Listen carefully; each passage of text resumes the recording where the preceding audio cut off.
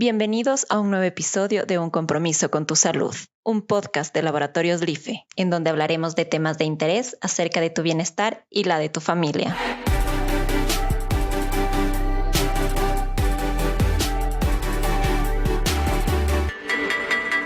En esta ocasión, el Dr. José Guzmán, gastroenterólogo y endoscopista, nos hablará sobre el síndrome del intestino irritable. Acompáñanos y si te gusta este episodio, compártelo con tu familia y amigos.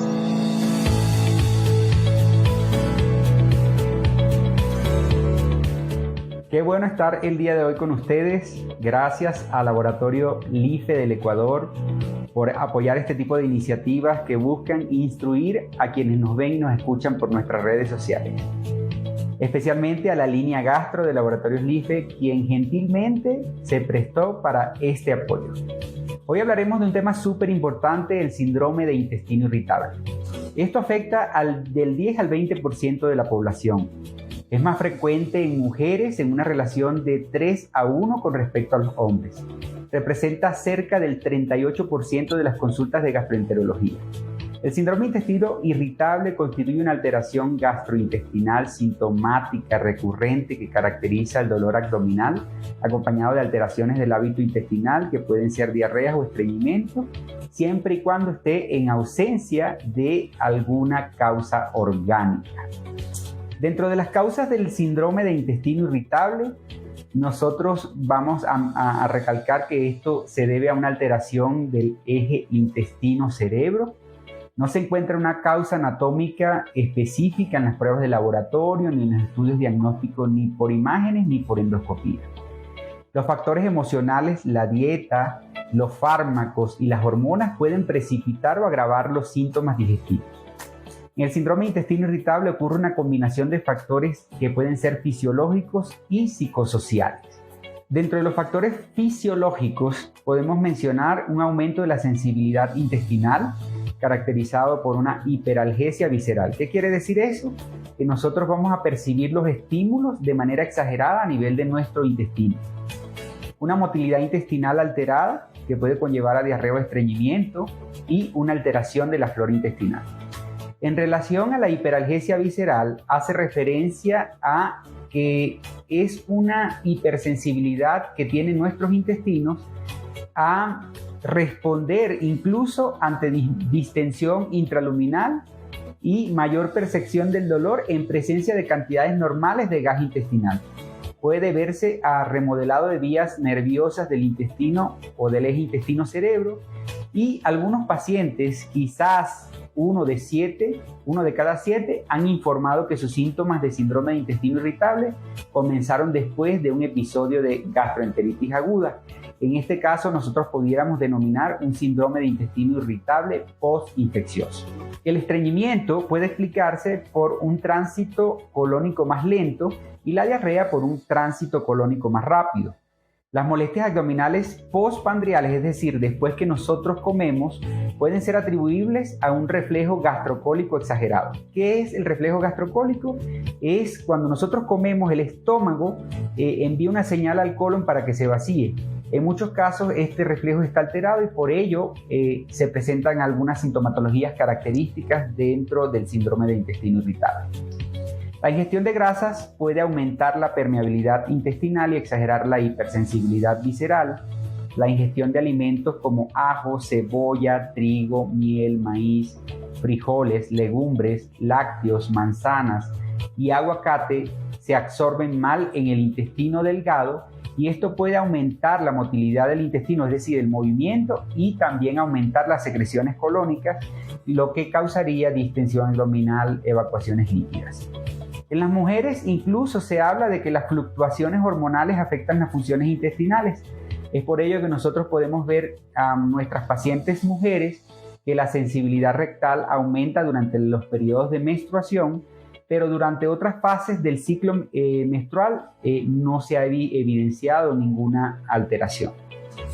Dentro de los factores psicosociales, la angustia psicológica es frecuente en los pacientes con el síndrome de intestino irritable. Algunos pacientes presentan trastornos de ansiedad o depresión o trastornos de somatización. Es decir, que hay algo que afecta a la esfera emocional de nuestros pacientes que conlleva a que ellos involucren algún sistema del organismo en su ansiedad o en su factor emocional. Y muchas veces esto se somatiza a nivel intestinal. También coexisten las alteraciones del sueño. Sin embargo, el estrés y los conflictos emocionales no siempre coinciden con el comienzo ni con la recurrencia de los síntomas del síndrome de intestino irritable. El médico que evalúa a los pacientes con el síndrome de intestino irritable, en particular aquellos que tienen síntomas que no modifican con la medicación, debe investigar problemas psicológicos que no se han resuelto. Así que es ideal tener un equipo multidisciplinario que nos apoye y nos ayude con este tipo de pacientes. En relación a la alteración de la flora intestinal, estos pacientes, la flora intestinal son virus, bacterias, hongos, esporas que viven dentro de nuestros intestinos y que son las responsables de un adecuado funcionamiento intestinal. Por ello, hay una teoría que cuando hay alteración de la microflora o de la flora intestinal, también pueden desarrollarse síntomas característicos del síndrome de intestino irritable. Dentro de los signos y síntomas del síndrome de intestino irritable, nosotros vamos a encontrar que puede desarrollarse en la adolescencia y en la tercera década de la vida. El inicio de la edad adulta tardía también es posible, pero es menos frecuente. Los síntomas a menudo son desencadenados por alimentos o por estrés y los pacientes siempre van a tener molestias abdominales o dolor abdominal que varían considerablemente, pero suelen localizarse en la parte baja del abdomen, con constantes cambios de fluctuaciones en relación a la intensidad del dolor y siempre van a estar relacionados con la defecación. Las molestias abdominales presentan una asociación temporal con alteraciones del ritmo evacuatorio, que puede ser diarrea, estreñimiento o una combinación de ambas, es decir, el síndrome de intestino irritable mixto. Los pacientes pueden tener síntomas de defecación anormal, es decir, esfuerzo para evacuar, urgencia evacuatoria, que es cuando sienten que cuando llegan la necesidad de evacuar no van a incluso a resistir llegar al baño, y cesación de evacuación incompleta, que es cuando el paciente evacúa y siente que todavía quedan restos de heces dentro de su recto. También puede eliminar moco o referir distensión abdominal en la mayoría de los casos. El diagnóstico del síndrome de intestino irritable: primero, una evaluación clínica basada en los criterios de Roma. Las pruebas de laboratorio realmente son limitadas, casi nunca solicitamos pruebas de laboratorio a menos que el paciente no responda bien a la medicación. Otras pruebas que se pueden realizar en pacientes con síndrome de intestino irritable son endoscopia, colonoscopia, dependiendo si se asocian a síntomas comunes, signos de alarma, es decir, pérdida de pesos sin causa aparente, vómitos con sangre o evacuaciones con sangre.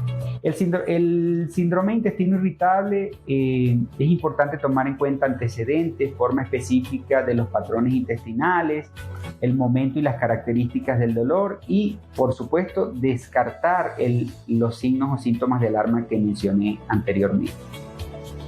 También es importante en la anamnesis o en la evaluación del paciente indagar sobre antecedentes de cáncer de colon en la familia, antecedentes de enfermedad celíaca, otras patologías que pudieran ser diagnósticos diferenciales de nuestros pacientes con síndrome de intestino irritable.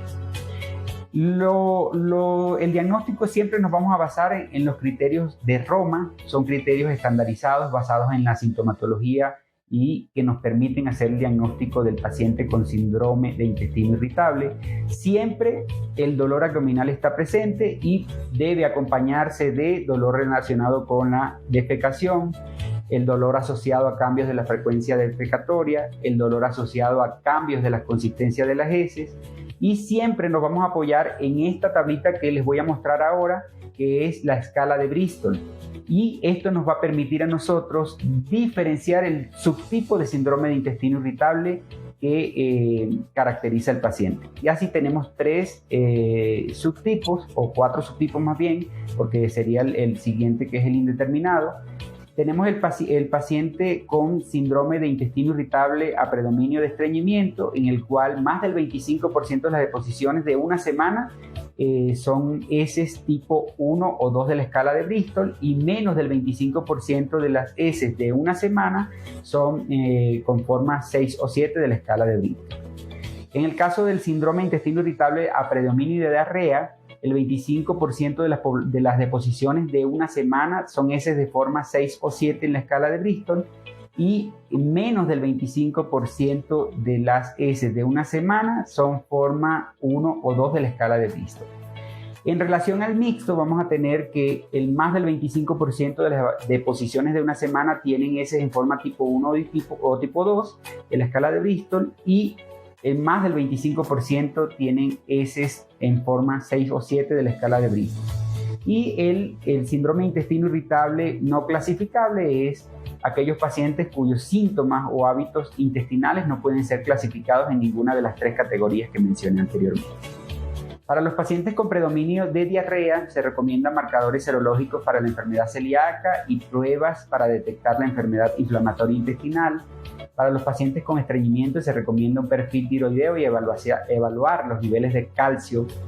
La colonoscopia se recomienda para los pacientes mayores a 45 años para excluir pólipos o tumores colónicos. El tratamiento del síndrome de intestino irritable: apoyo y comprensión de parte del médico y su equipo, dieta normal evitando alimentos que causen gases y diarrea, mayor ingesta de fibra e hidratación para el estreñimiento, farmacoterapia siempre orientada a los síntomas predominantes del paciente. El tratamiento está orientado a síntomas específicos, es conveniente educarlos sobre el trastorno, hablarle de la fisiología intestinal, de la hipersensibilidad del intestino al estrés, de los alimentos, y tranquilizarlos, sobre todo después de realizar algún tipo de estudio que excluya alguna enfermedad grave. La actividad física regular ayuda a aliviar el estrés y colabora la función intestinal, sobre todo en pacientes con estreñimiento. Importante, la dieta. No deben ser muy abundantes la cantidad de comida, es aconsejable comer de forma lenta y regular. Los pacientes con distensión abdominal y aumento de la flatulencia pueden beneficiarse al reducir o eliminar las dietas coles, granos, carbohidratos. La mayor ingesta, evitar la ingesta de edulcorantes, ya que estos van a producir más distensión abdominal e incluso diarrea. Los pacientes con evidencia de intolerancia a la lactosa deben reducir la ingesta de leche y productos lácteos. Una dieta pobre en grasas puede reducir los síntomas abdominales después de las comidas. Se debe alentar a los pacientes a beber más líquido. Los suplementos de fibra soluble de la dieta pueden ablandar la materia fecal y facilitar la evacuación. Sin embargo, el uso excesivo de fibra puede inducir también a distensión y diarrea, de manera que deben individualizarse las dosis en relación a los pacientes. La farmacoterapia, como les comenté, dirigida y orientada a los síntomas predominantes de nuestros pacientes, y no debemos olvidarnos nunca de las terapias psicológicas, ya que el paciente puede beneficiarse de la terapia cognitiva conductista, la psicoterapia convencional, la hipnoterapia, que pueden ayudar a ciertos pacientes con síndrome de intestino irritable, sobre todo si estos pacientes no tienen buena respuesta al tratamiento. Muchas gracias por haberme acompañado el día de hoy. Nuevamente gracias a Laboratorios LIFE del Ecuador y a la línea gastro de Laboratorios LIFE por apoyar este tipo de iniciativas para orientar a quienes nos ven y nos escuchan por nuestras redes sociales.